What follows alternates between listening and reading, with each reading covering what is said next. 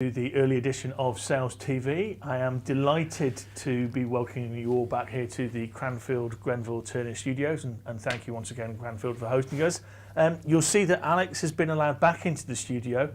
He has returned all of the biros that we were causing the issues, and he's exile for the last 2 weeks. So it's actually you driving this, and I'm going to be driving the tech. So what have we got on this week? Well, firstly, thank you so much for having me back and for accepting the biros that I stole. So it's great to be here.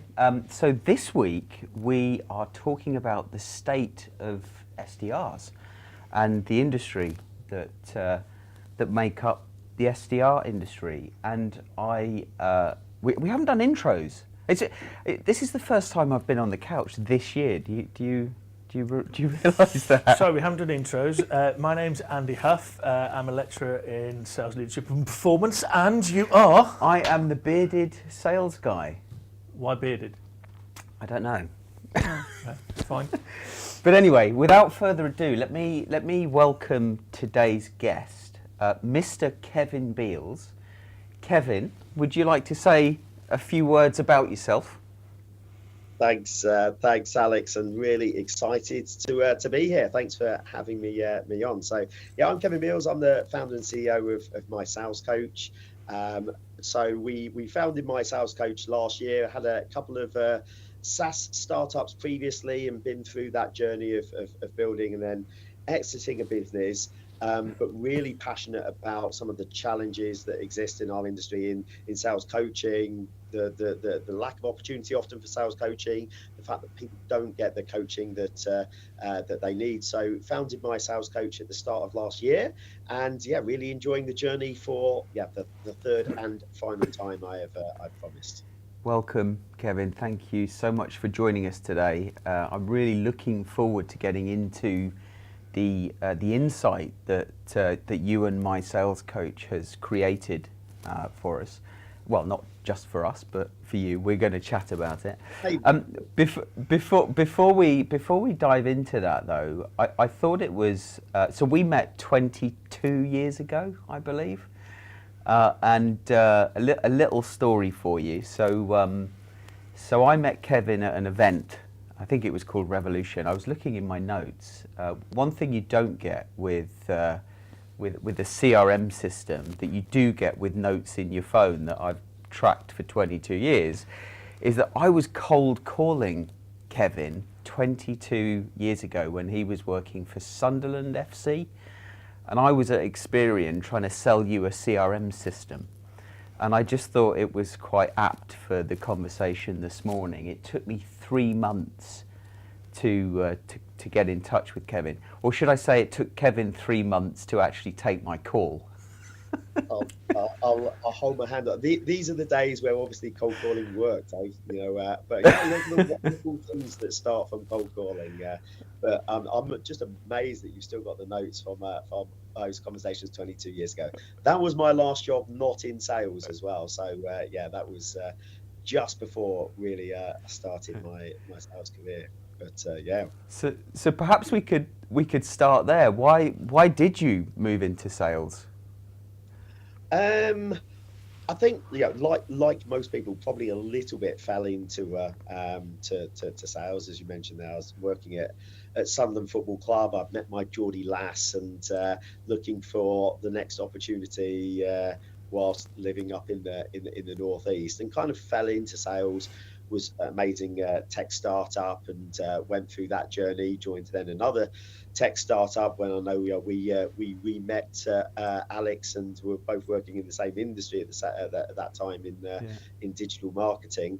And I guess first of all, as I say, fell into it, but really then had a passion for what we do, growing those skills and career. And then first as a sales professional, and then sales leader, and then as a founder and CEO. Yeah, brilliant to hear. So the state of SDR report.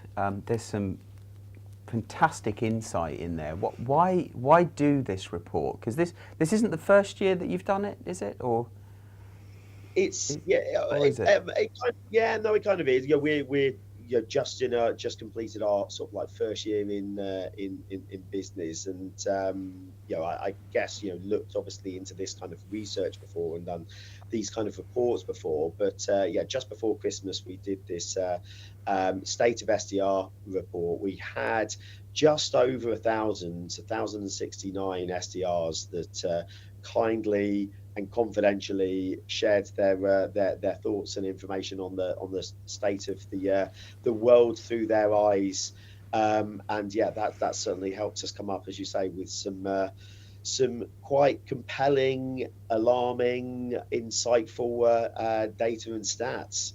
Yeah, which I think we're going to get into. I can't help but we've had conversations before, Andy, about the state of sales and the pressure that are on salespeople today, and the effects that this pressure is having on them, particularly SDRs. So I'd love to kind of get a feel for what you found was the most alarming kind of insight that came out of these SDRs, or not, as the case may be. I mean, I've read the report, so I don't want to kind of lead you down one path or another, but what would you say was the most alarming insight that came out of the data? I think the one that sticks out for me is probably most concerning is that literally only 1 in 12 people describes themselves as being very fulfilled in their role.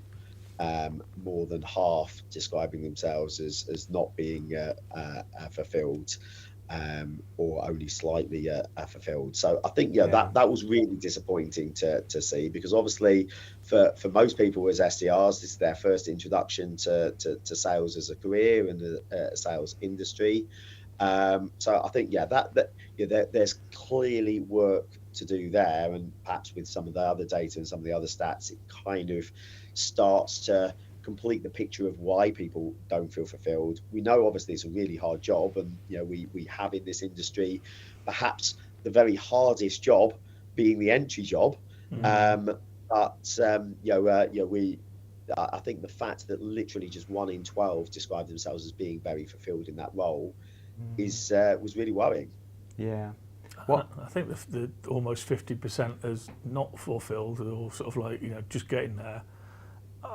I'm fascinated because somebody else put a stat in front of me, not based on a SDRs, Kevin, but actually apprentices, sales apprentices, and the dropout rate. And actually somebody had surveyed why the dropout rate, and actually 33% had left sales. It wasn't to do with they'd got another job, they'd gone to a competitor, they'd left sales. And there must be some kind of overlap in kind of the audience that you surveyed and the audience that the data came from there. I'm sure, but actually one of the questions we did ask is, do you think you'll be in sales in 5 years' time? And deliberately, I guess for the same reason, kind of asked that question. Is this people that are in transition, need a job, perhaps deciding what they want to do with their lives, or is this people that are looking to build their career in sales and have made that conscious decision to start their career in sales? Only 10% thought they wouldn't be in sales in 5 years' time.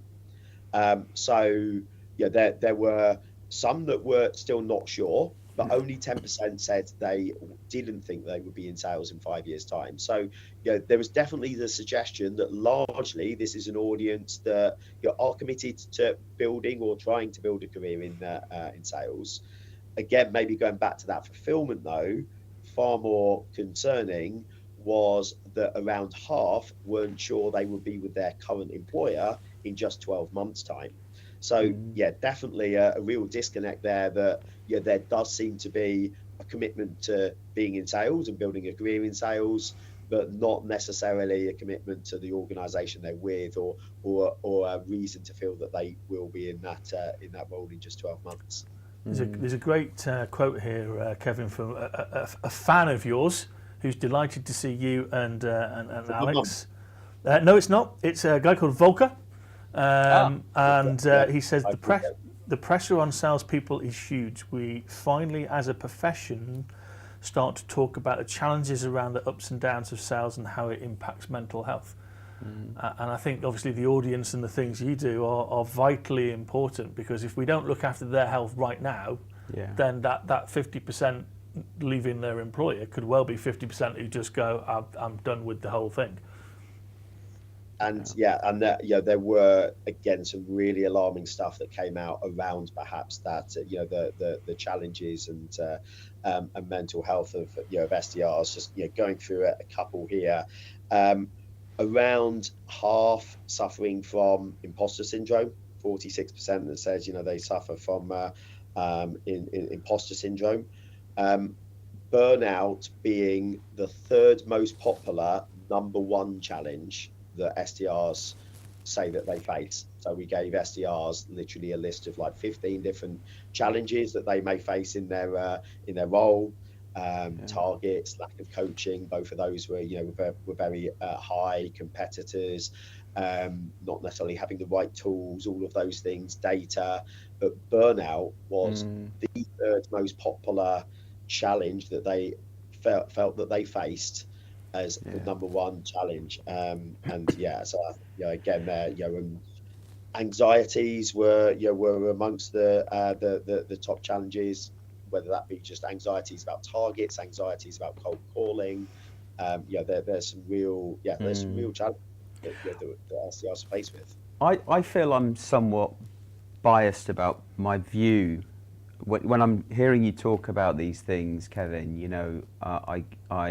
It does pain me to hear about SDRs that are forced to do things that they don't believe is working, yet they're forced to do these things, or bonused on doing these activities day in, day out, like cold calling, like emailing, and they're not necessarily getting the response that they believe they could get unless they tried something else, but they don't have the freedom or the autonomy to try these things.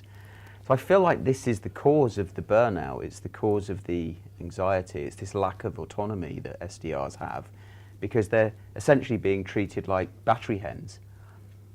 Do you have a view on that, Kevin? Yeah, I think, so again, you'll be familiar with, in so many teams where it is driven by metrics and activity, and perhaps without necessarily the understanding of why those metrics and activities exist. I think there is obviously a slight dichotomy that in an ideal world it would be great that every SDR felt like they were in charge of their own business, making their own decisions, running their own experiments, choosing the channels that they're best suited to and they get the best results and the best returns from.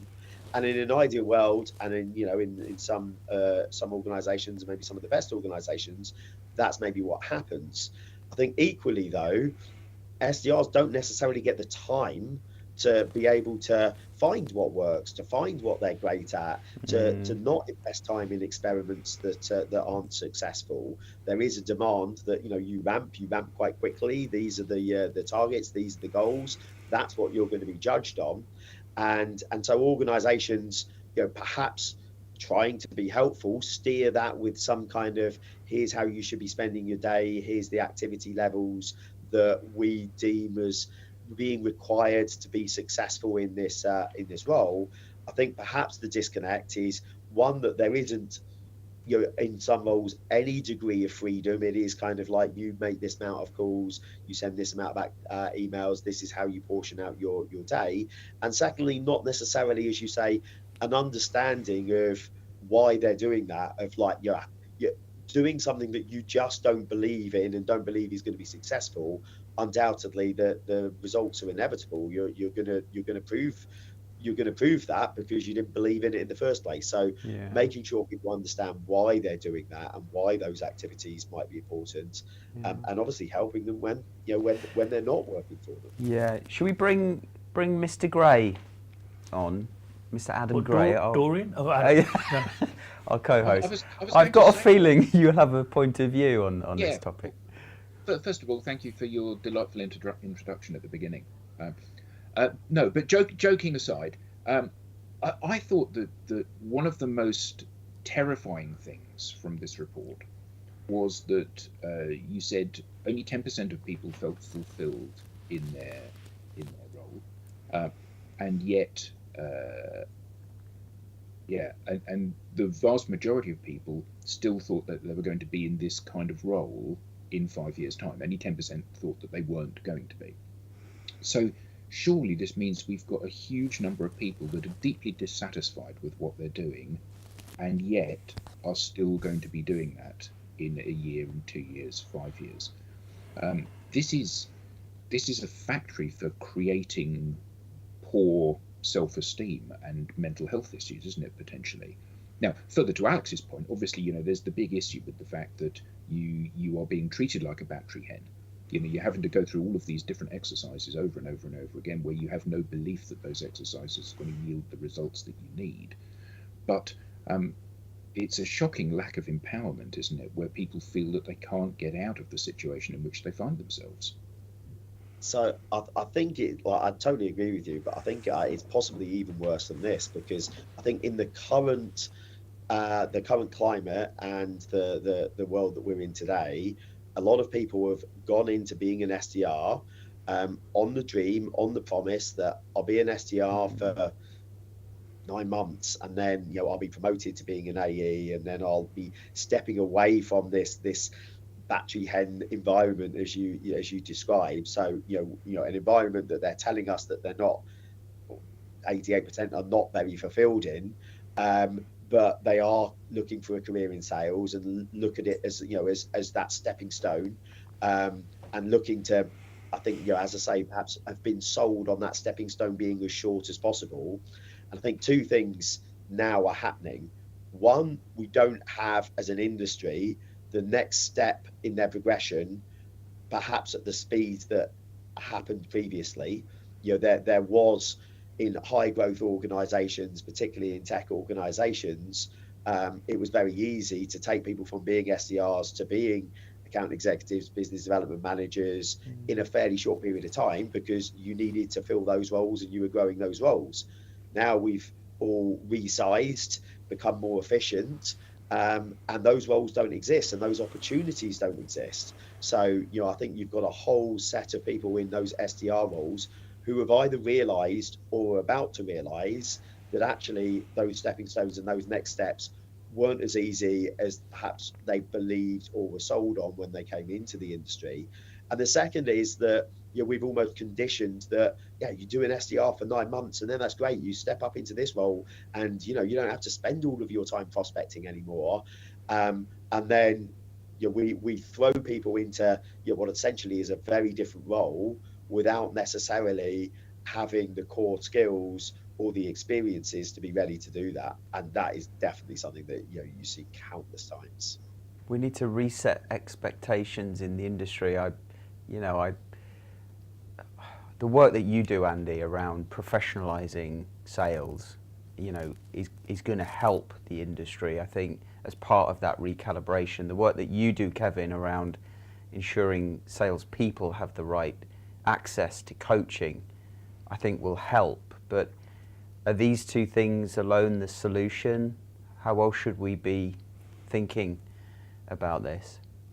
I think it's your fan who's stalking you, Kevin's put a really good point up on here, which I'll read out, which is, Volker has said, don't forget, with sales now being a more reputable profession, I've got to say, Volker, I'm not completely convinced that that's a complete statement. Not having a fight with you, but I don't think buyers think sales is a reputable profession.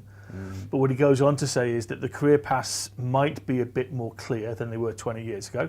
And if you look at the States, there is a lot of trends coming from where a lot of the sales trends are coming from. People go out to uni and they want to go into sales. And I think that in itself would be really interesting in your viewpoint. There is a huge amount of what we call undergraduate courses in the US. Now, none of them are consistent, but the good thing is there's huge amounts of undergraduate courses. Some are friends of mine, like Adam Rapp down at Ohio State, Willie Bollinger over down at Texas. Brilliant. But actually, what we've done is just solved the first part of the puzzle there, which is there's a qualification. What happens is these universities let these people go out, and actually, as Kevin said, they're going to possibly very high-tech organisations.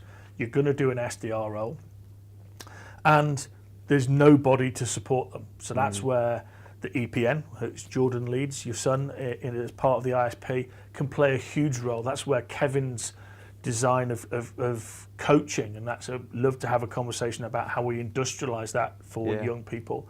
Yeah. And it's really fascinating for me is just listening to Kevin talk. When I started sales, I went into an office and I was a junior AE, but I was an AE. There wasn't any different roles in our organisation. We all got a patch, we all got a car, we all go out there and sell to customers. But I knew I had to learn my craft, but it was learning my craft. I wasn't in a different role. And all of a sudden, about 15 years ago, we invented these roles to try and reduce the cost. You mentioned efficiency, Kevin, reduce those costs and try and find the edges of the market. Inside sales was the first role. And you've got companies now that have got 2,000-3,000 inside salespeopeople in a building in Dublin. Then we introduced SDRs, and it's like, actually, there's no, the mathematics don't work. You can't all go, as Kevin said, into an AE role because there isn't that same level of AE roles. But what we could do is give them better coaching, better care and mental health. And also what we could do is help them prepare for the next role. So this is where Idea Gen and Ben Dorks, who's been on right in season 1, he actually has a concept that says we will develop you for that AE role so you have the right to compete for it and you'll get that opportunity to compete, but you're not necessarily going to automatically get it. And I think that sets a really healthy culture. Yeah. Kevin, what was your thoughts on that? Yeah, no, I agree there as well. You know, another actually data point that came out of the survey, which again really took us by surprise and like shows, I think, a massive untapped opportunity as an industry. 4% of people felt their next role was in customer success or customer or account management. Sorry, what percentage? 4. Okay. Which again, you know, we know the skills that you build up as an SDR, coupled with actually, you know, ironically, customer success and account management is becoming increasingly focused on having those sales skills and, you know, obviously the ability to delight and make customers happy, but looking for the opportunities to the growth opportunities and the retention elements of those roles being critical as well. The fact that literally only 1 in 25 people thought that was their next likely step really quite surprised us. 55% said AEs, 18% said SDR managers, and the rest was all very a long tail of very small percentages.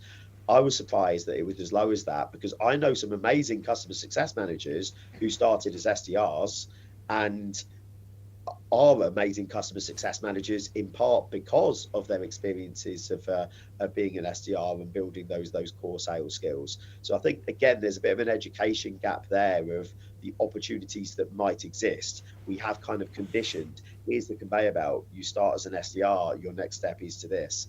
And I don't think we're helping people appreciate what the right opportunities for them personally might be. Sorry. So I was just saying, Alan Clark, another stalker of yours, Kevin, he said it might be a bit controversial, but I think anyone entering this career needs to be aware it's a tough place. I would say it can be tough, but I think we've lost the fun. I'm not completely convinced that we've actually got that. When it was tough for me when I started. I mean, I got some real big knockbacks, but it was fun. I remember those days very fondly. Yeah. I'm interested to know what the split, you know, in terms of diversity, you know, gender split. Did you look at that? Did you go? We did. Yeah. No, yeah, probably with hindsight, that was that was a bit of a gap. We did it as as well, obviously, as a confidential, but yeah, we didn't ask the gender or ethnicity. One of the reasons actually why it would be great actually to know that as well, obviously from just understanding maybe some of the nuances, but just thinking about things like gender. Another really disappointing thing, I know this isn't gender specific, but 1 in 7 people has said they have had inappropriate behavior from a prospect, right. Which again, are we aware as leaders that that we are thrusting people into an environment and are we supporting them through situations where, unfortunately and ridiculously, they're being exposed to behaviour that they would consider inappropriate. And I'm sure, if we were to do a gender split of that, I'm sure that would be more challenging for females in sales more than males as well. That is, you just touched on something there that my wife talks about, actually. And I know you, Adam, and Tim are in the social, but I just keep forgetting about it, Kevin, which is actually people, my wife gets propositioned on LinkedIn, and I just look at it and go, sorry, why? Not that she's not attractive, beautiful, and all this, but I can't comprehend why people would do that. Because it's like, Adam, you and I were talking about the humanity. So there's lots of people who are really obviously brilliantly digital, but they are doing things that you wouldn't dare do in a pub. Yeah, there is people who really know how to work decencies that aren't very digital. And it's somewhere in the middle of that line, isn't there, where you've got that perfectly decent person who's also perfectly digital. But I'm shocked about that. I mean, it'd be great to try and find out what was classed as that kind of behaviour. Because I'm sure abuse is also part of that. People just saying, go forth and multiply, in certain ways. And I know it was mentioned by I think you mentioned Alan came in with that there is a robustness needed for a career in sales. There, it isn't an easy career at all. But obviously, when you are talking about people crossing the rejection is one thing. Obviously, that is an inevitable part of selling. But whatever anyone described, I think the fact that someone has described it as inappropriate shows that whatever is being classed as inappropriate, and and I'm sure that as that covers a multitude of different things, is creating an incredibly uncomfortable position for people who tend to be young, who are definitely new in sales, and probably have a lack of support, and certainly a lack of support in those kind of situations around those moments. I do think though we owe it to ourselves within sales to take control of take the higher ground, take control of the professionalizing the approach, and I'm going to come on to coaching here, Kevin, because and this is quite a generalized statement. I know not everybody does this, but there is so much pressure put on SDRs. There's very little care for how the prospect or the buyer feels. They just need to get meetings, or whatever the measure is.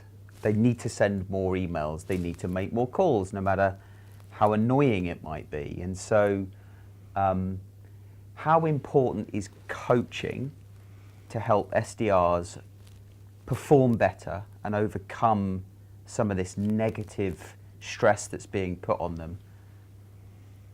Well, I think it is essentially critical. I think most people would readily buy into the need for coaching in order to grow the skills and to be successful, and obviously have the support to do so. But again, and there were some key things that came out of the survey. 28% either rarely or never coached. I mean, how can you even have an SDR who feels like they are rarely or never coached? I mean, the conclusion of that person and that person's growth and achieving their potential is so inevitable in that instance. Only 41% said that they get coaching more than once a month. Probably this is the most worrying bit, was also about the quality of the coaching that people said that they get.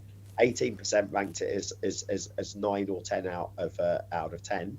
50% gave the coaching that they did receive, even though it wasn't that much, 0 to 6 out of 10. Wow. So not only are they not getting coached as a profession, they're not getting quality coaching. They certainly don't perceive they're getting quality coaching. And I think this is again where there's a difference between managing and coaching, and both are obviously critically important. But that time that we do spend with people, bearing in mind they're not necessarily always in the office now and all of those things, the time that we are spending people, are we spending it actually coaching and supporting people as well as managing them? And certainly, the evidence of that, and the evidence that we see every day is that they're not.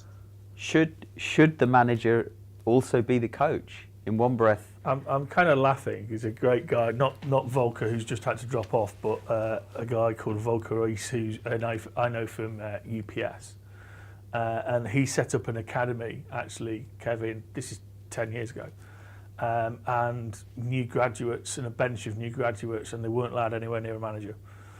They were given an academy coach, and that academy coach coached them, developed them in their craft, and then when a vacancy arrived, they were then placed in that team. They moved into that team. So therefore, to your point, no, I don't necessarily think they should be. I think a manager should be able to coach, but I don't think you should necessarily always have the manager do coaching. If you've got the budget, have a specific coach. Spend money on people like Kevin getting in. Yeah.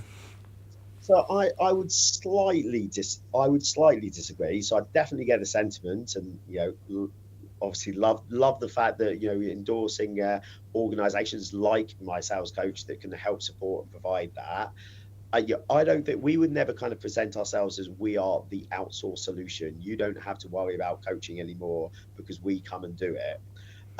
It is more that I think when you ask any great manager, great leader, how much coaching they do and how much coaching they would like to do, those are two different things. And managers, leaders, obviously wearing so many different hats, so many different responsibilities, and critically, most of them are far more time critical than coaching. Coaching can wait till tomorrow. My board report can't wait till tomorrow. That interview that I'm doing today can't wait till tomorrow. And unfortunately, inevitably, it therefore goes down the pecking order, not because people don't see it as important, but because it's just not necessarily always as time critical. But equally, I think there is, as you say, there's a real difference between managing and coaching. Those are two different disciplines. And it's really hard as a manager or leader to totally detach yourself from that. As a manager and a leader, my team have targets, they have goals. I know who my top performers are. I know who's struggling. I know who, frankly, I'm 50-50 on whether they're going to be with the organisation in 3 months' time because they are going to need to improve performance in order for that to happen. And I can't leave all of that at the door and just be a coach. All those team targets, those individual targets, what I'm being tasked to do and achieve are all real, and I can't detach myself from that in a coaching conversation completely, in a way that perhaps an independent coach or an external coach who is all about that individual, all about helping them achieve their goals and be the best version of themselves, is totally detached from having that responsibility of being a manager as well. I think, and then there lies the dichotomy, right? This juggling act that managers, leaders have to do. Adam, any final thoughts as we approach the end here? Yeah, I'm minded of, in view of everything that you've said, Kevin, and the report and what that has thrown up as some fairly significant concerns in terms of how particularly SDRs are engaging with the world of sales. It kind of makes me think of the old joke about the guy that pulls up and asks a local, winds down his window and says to the local, "Excuse me, can you tell me how to get to Main Street?" And the local says, "Well, I wouldn't start from here if I were you." And we're talking about having to make some fairly radical shifts in terms of the role that we're asking SDRs to do, how we're developing SDRs, how we're structuring sales in order that they have a clear career progression in a reasonable kind of timescale, how we are making these people feel valued and fulfilled in their role.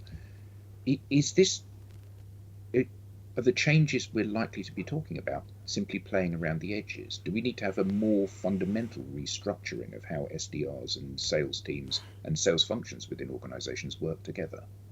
Wow.